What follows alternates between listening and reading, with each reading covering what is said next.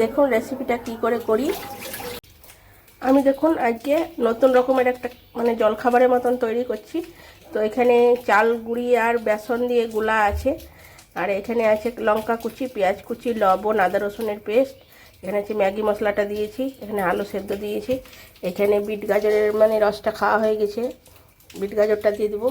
আর ম্যাগিগুলো যে গরম জলে ভিজানো আছে এটাও দিয়ে দেবো, নিয়ে একসঙ্গে মেখে পরে করব, দেখি কেমন হয়। দেখুন আমার মাখানোটা হয়ে গেছে।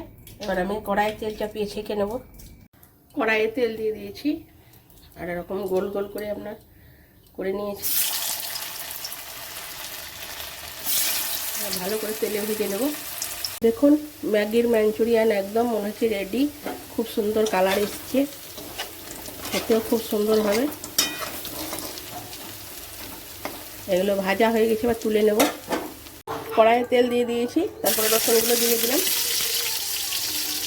রসুনটা ভাজা হয়ে গেছে, পেঁয়াজ কাঁচা লঙ্কা, পেঁয়াজটার ওপরে দিয়েছি হলুদ, নুন, একটু গোলমরিচ গুঁড়ো, একটু মিট মশলা, আর এখানে আছে টমেটো সস আর একটু অ্যারারুট। এটা ভালো করে গুলে এটার সঙ্গে দিয়ে দেবো।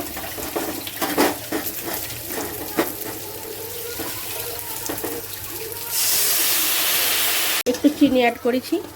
এরপরে ম্যাগির ম্যাঞ্চুরিয়ানগুলো দিয়ে দেবো। ম্যাঞ্চুরিয়ান দিয়ে দিয়েছি, নেড়ে চেড়ে একদম শুকনো শুকনো করে নামিয়ে নেব।